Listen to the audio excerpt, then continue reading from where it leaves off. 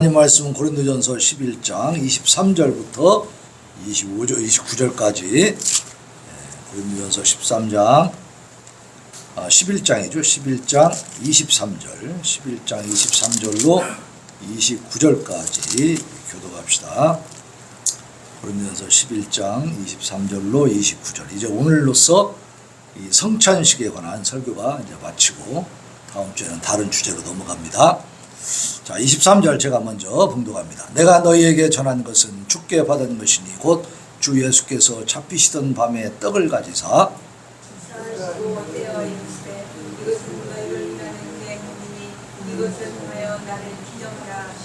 식후에 또한 그와 같이 잔을 가지시고 이르시되 이 잔은 내 피로 세운 새 언약이니 이것을 행하여 마실 때마다 나를 기념하라 하셨으니 너희가 이 떡을 먹으며 이 잔을 마실 때마다 주의 죽으심을 그가 오실 때까지 전하는 것입니다. 그러므로 누구든지 주의 떡이나 잔을 합당하지 않게 먹고 마시는 자는 주의 몸과 피에 대하여 죄를 짓는 것이니라.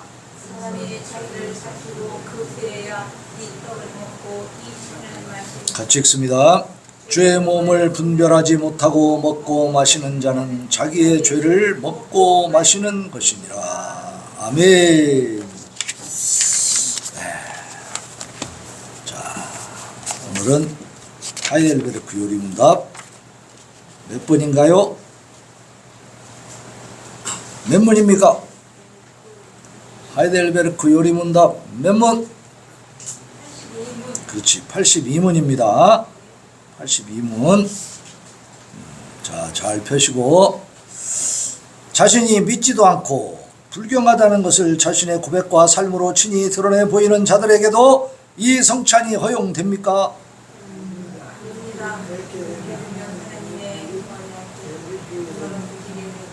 하나님의 진노가 온 회중을 향하여 임할 것입니다. 그러므로 기독교의 그런 자들이 삶을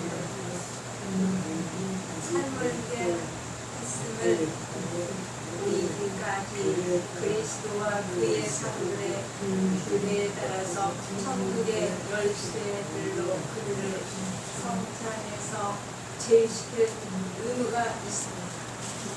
네. 자, 이제 성찬식을 우리가 이제 가끔 거행을 하는데 사실 성찬식에 대해서요, 나도 평신도 생활을 해봤지만은 자세하게 뭐 설명하고 그런 거 별로 기회가 없어요. 그죠?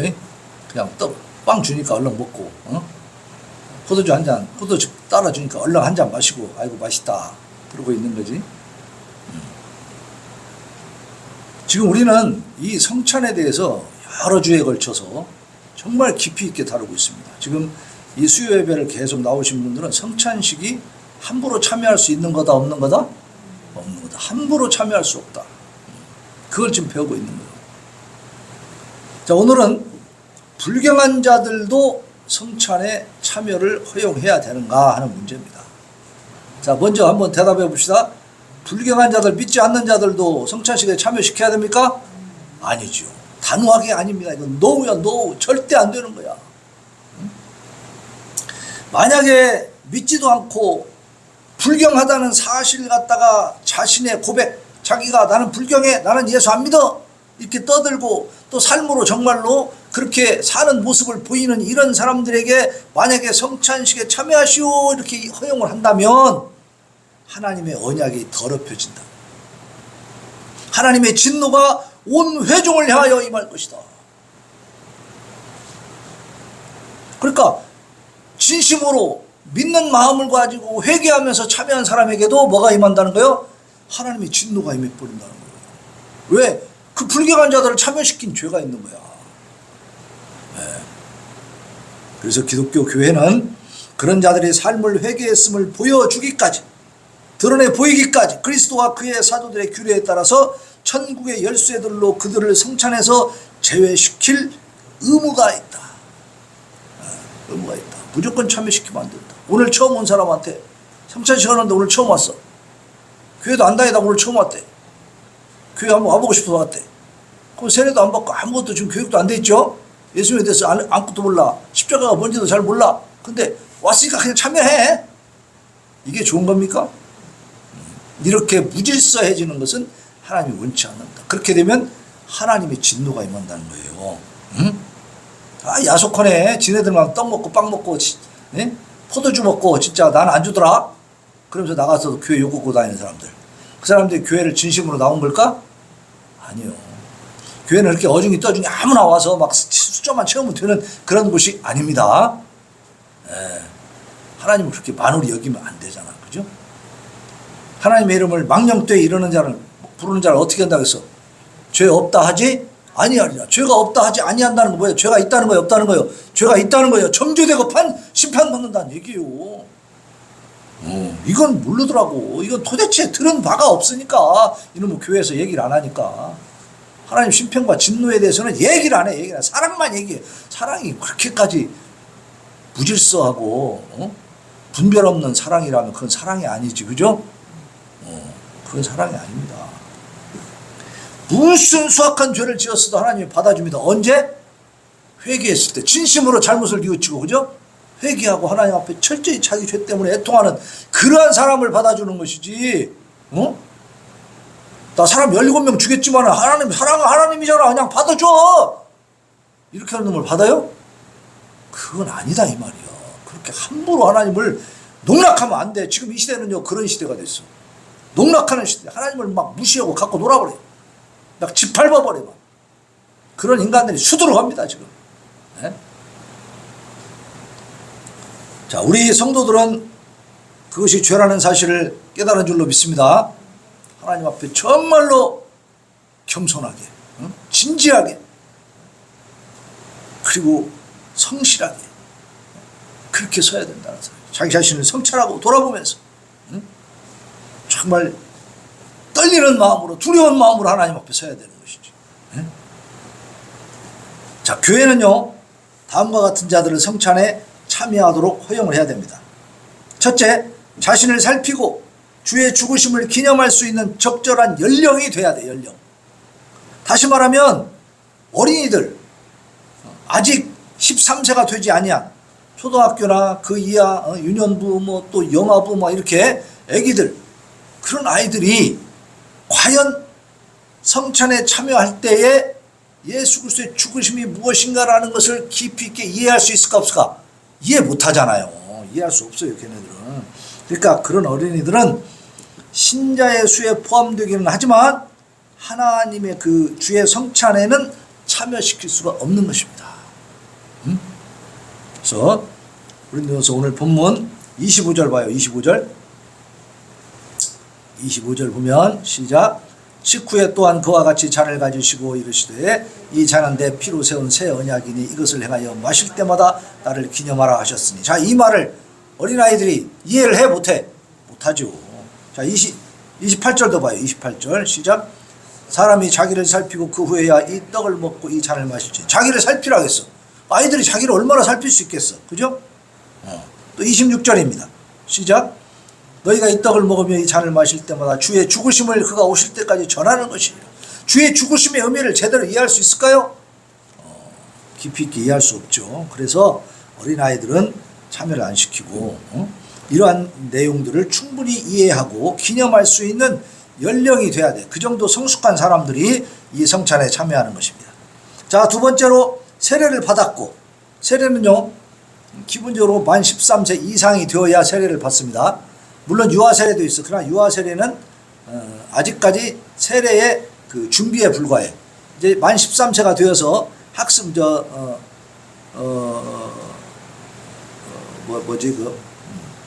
하여튼 교회에 들어오는 그 과정이 있어요. 그 과정을 거쳐서 이제 이 유아 세례 받은 사람이 만 13세가 되면 어느 정도 생각하고 또 이렇게 이해할 수 있는 능력이 생기잖아요. 그러면 자기 의지로 이제 자유의지로 자신의 생각으로 신앙을 고백할 수 있겠죠. 그때 이제 다시 한번 과정을 통해서 이제 정식 교인으로 이제 세례받은 것처럼 자격이 주어지게 돼 있어요. 그런데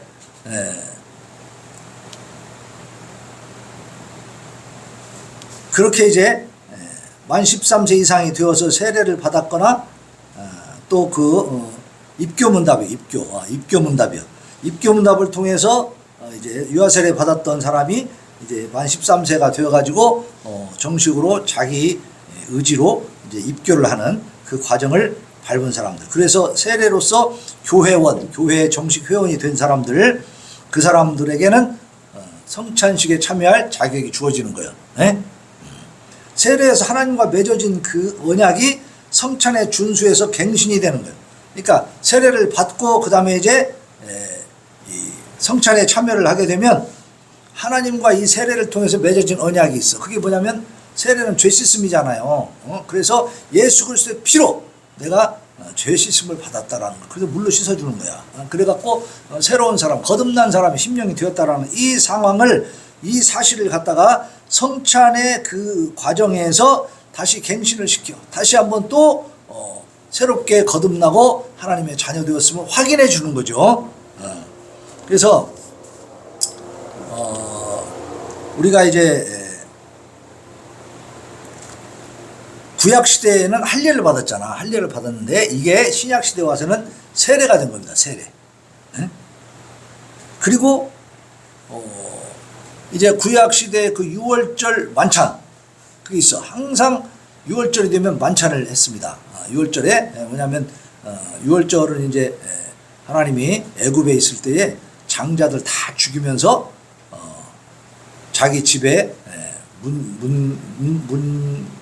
문설주, 문인방 여기다가 양의 피, 1년 된 어린 양의 피를 양을 잡아가지고 딱 발라놓으면 그 죽음의 사자가 넘어가게 해주겠다. 그렇게 해가지고 6월 넘어간 날.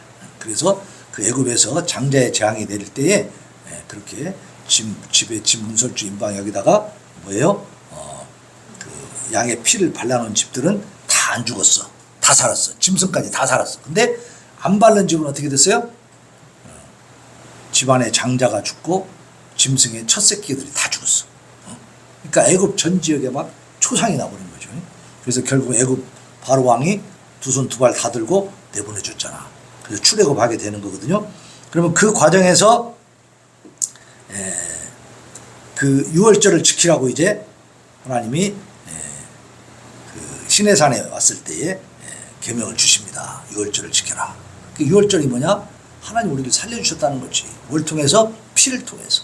그것은 예수님의 피를 예표하는 것입니다. 앞으로 오실 예수님에 대한 그 상징으로 이렇게 보여주는 거야, 미리. 그래서 그 피를 통해서 어린 양 하나를 죽여야만이 피를 바르잖아. 그러니까 그 고기를 먹고 이제 그러고 왔거든. 그러니까 그 피를 통해서 구원받은 그 유월절. 그래서 그 유월절을 지키도록 그렇게 돼 있어요. 유월절 지키고 무교절, 그 다음 날부터 이제 무교절 이렇게 해가지고 일주일 동안 그 기간을 지킵니다. 그것이 이제 모세오경에 보면 그 이스라엘 민족의 절기로 이제 딱 굳혀지는 거예요. 우리나라에 이렇게 명절이 있잖아. 그런 것처럼 이스라엘의 명절이 되는 거예요. 그날이. 근데 그 유월절 그 식사 그것이 바로 이제 신약으로 넘어오면서 예수님이 이제 진짜 그 참 구원자가 오신 거지. 참 희생양이 오신 거야.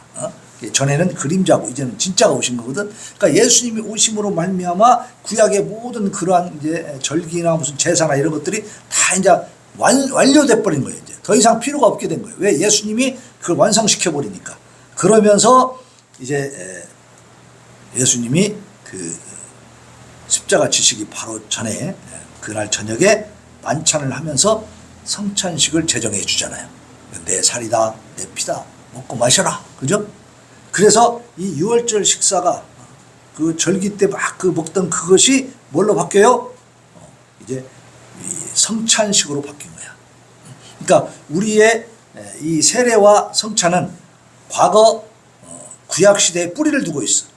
할례는 세례로, 그 다음에 유월절에 만찬, 유월절에 하는 식사. 그래서 그 무교절이라고 해서 그동안은 유교병 빵에 베이킹 파우더 있잖아요. 그걸 넣어가지고 누룩을 넣어서 불려야 빵이 맛있잖아.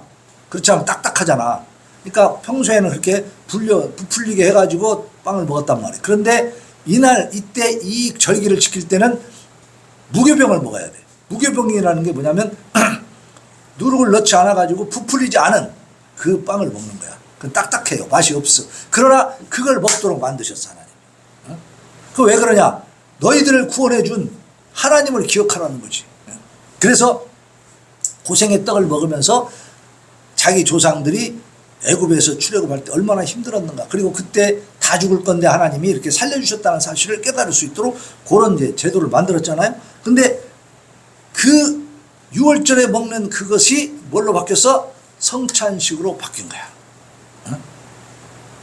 그래서 이제는 그때 양을 잡아서 양 고기를 먹거든요. 6월절 때 그 양 고기를 먹는 것이 이제는 진짜 예수님이 이제 구원자가 오셔서 희생양이 되어 주셨으니까 단번에 제물로 끝나버렸어. 그러니까 그 예수님을 이제 그 6월절 양 대신에 먹는 거예요. 이런 의미가 있다 이 말이에요. 네? 엄청난 거죠. 그래서 이슬람교도나 유대인이나 교회 바깥에 있는 모든 자들은 성찬에 참여를 할 수 있어요, 없어요?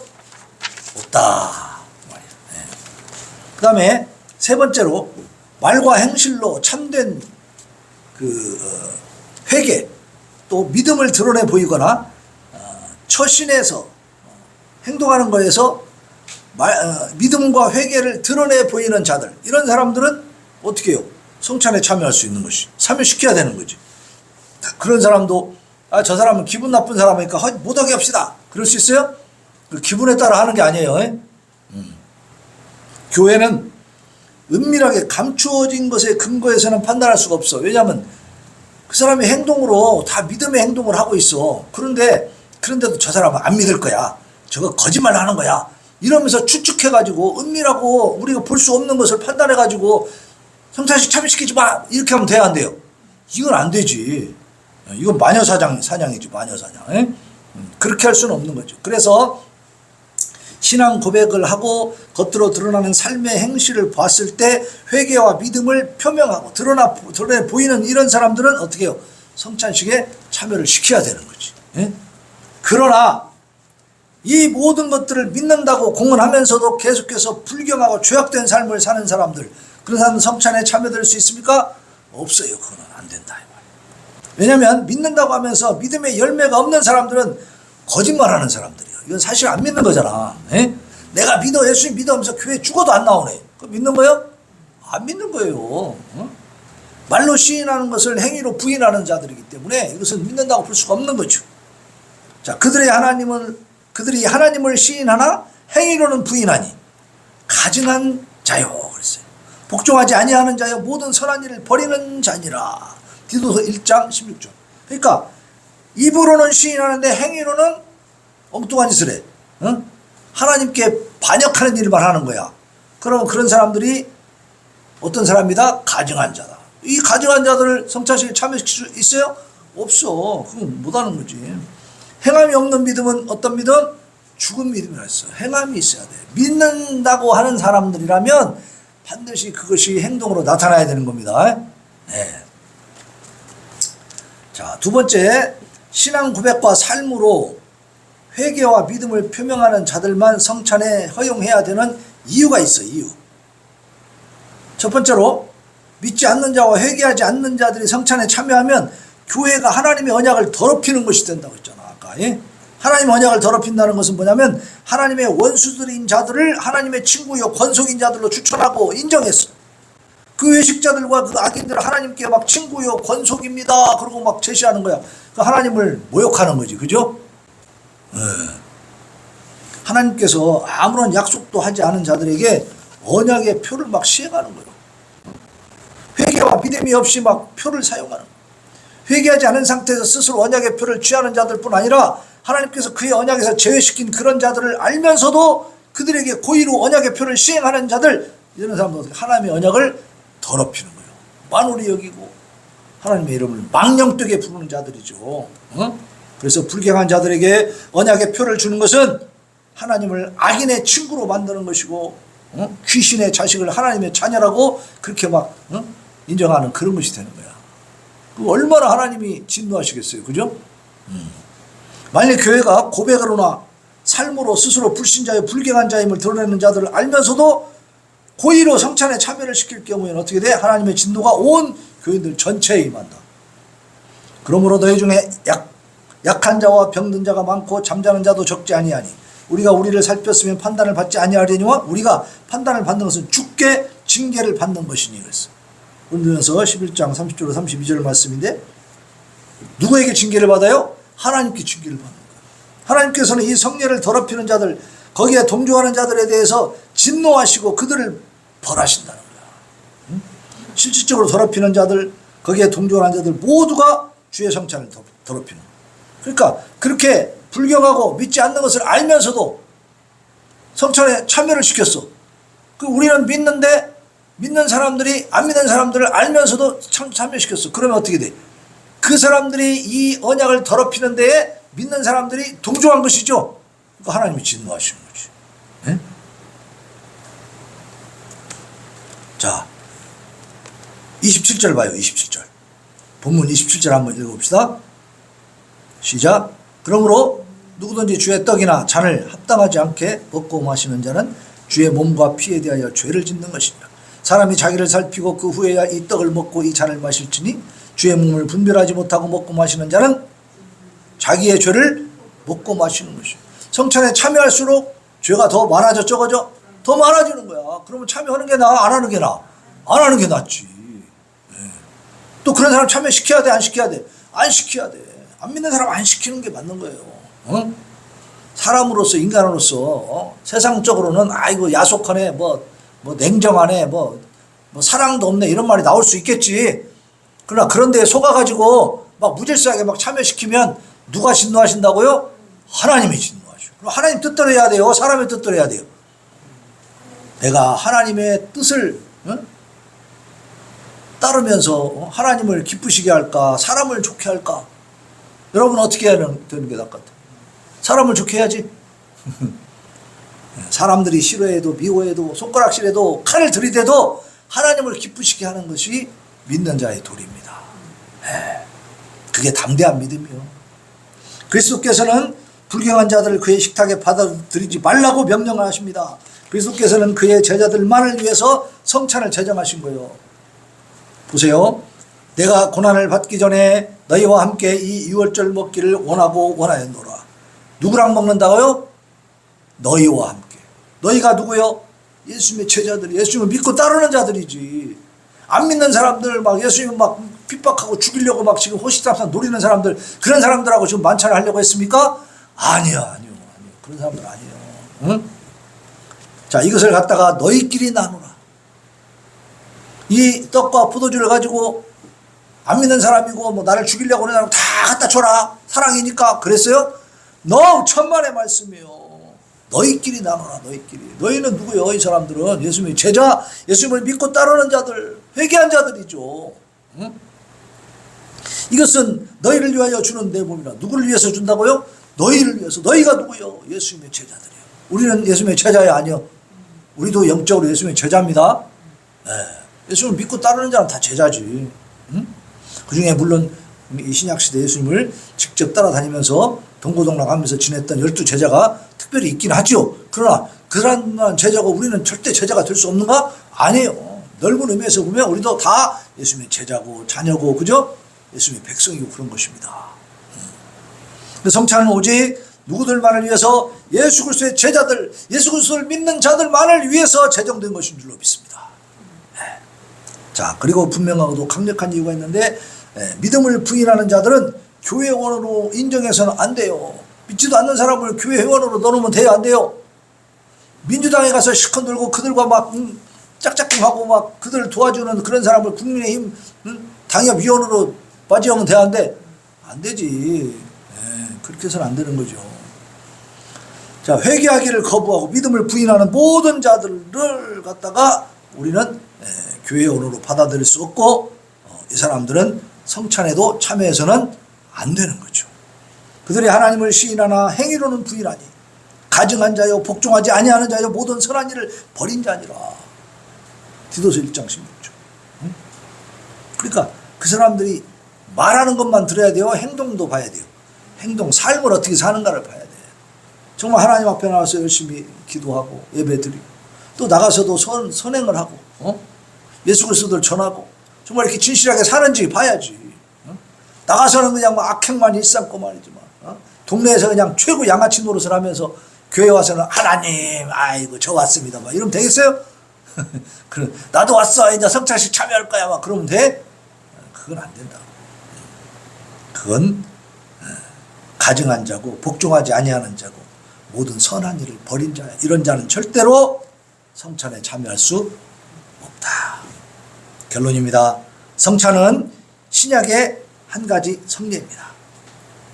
이는 그리스도의 명령에 따라서 떡과 포도주를 신자의 집회에서 그 예배 때 분배하고 그리스도를 기념하여 받는 것입니다. 또한 성찬은 그리스도께서 우리를 영생에 이르도록 친히 들이신 그 몸과 피로 말미암아 우리를 먹이신다는 것을 선포하는 것입니다. 그러니까 우리의 영적 양식은 예수 그리스도의 살과 피다 이 말이에요. 다시 말하면 예수님의 생명이고 그 말씀이고, 그죠? 예수님이 가신 그 걸음걸이, 그 발자취를 우리가 따라가는 거지. 네? 그거를 선포하는 거예요. 그러니까 우리는 예수 그리스도를 먹고 사는 겁니다. 그렇지 않으면 영적으로 살아갈 수가 없어요. 그래서 우리는 그의 은덕에 대해서 그에게 감사하면서 성찬에 참여를 해야 돼. 만약에 우리가 예수 그리스도를 먹지 아니한다면 영적으로 뭘 먹게 돼? 세상의 귀신을 먹게 되는 거야. 마귀 사탄을 먹게 되는 거라고. 세상 사람들은 뭘 먹고 살아? 귀신이 주는 양식을 먹고 사는 거지. 그죠? 사탄 마귀가 주는 걸 먹고 사는 거예요. 그러니까 우리와 같아요, 달라요? 다릅니다. 달라요. 그 사람들은 교회 안 오고도 잘 살지? 기도 안 해도 잘 살잖아. 우리는 어때? 기도 안 하고 교회 안 오면 가슴이 답답해요? 편안해요? 편안해? 교회 안 오고 집에 교회 안 오고 기도 안 하고 그러면 마음이 편안해요? 아니잖아. 우리는 벌써 영적으로 그들과는 종자가 달라, 종자가. 에? 그들은 이미 사단 마귀에게 악한 것들을 막 먹고 그것으로 그냥 만족하고 살기 때문에 교회 안 와도 갈급함을 몰라. 그러나 그들의 삶이 진짜 평안하고 그들의 삶에 정말 소망이 있을까요? 아니요. 그 속에 들어가 보면은 악하고 더러운 것만 꽉 차 있지, 그죠? 자, 우리 성도들은 성찬에 약속된 그 축복을 받아 누려서 정말 하나님 앞에 영광이 되는 그런 참 성도들, 정말 이 땅에서 가장 행복하고 가치 있고 멋있는 성도들 되시기를 예수님의 이름으로 축원합니다. 네. 자, 아버지여 나의 마음을 찬양하고 하나님 앞에 다짐과 결단의 기도 올려드리겠습니다.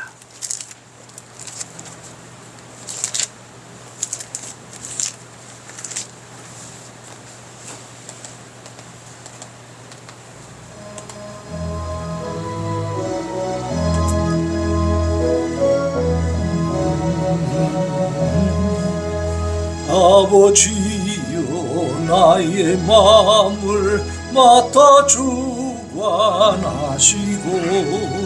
완악하고 교만한 너 변케 하여 주소서.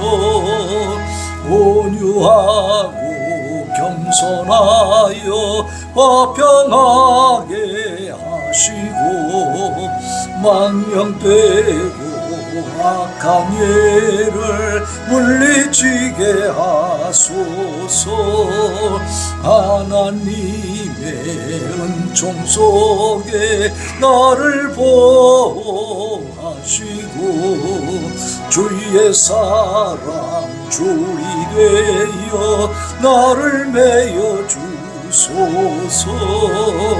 구세주 흘린 피로 죄를 씻어 주시고 성령이여 하늘 길로 나를 인도하소서. 이제 시간에 하나님 앞에 하나님 우리는 성찬의 참 의미를 깨닫고 이제 믿음과 회개로서 참으로 진지하게 거룩하게 경건하게 참여하고 또 말씀대로 살아가게 하여 주시옵소서. 부르짖어 기도합니다. 주여 주여 주여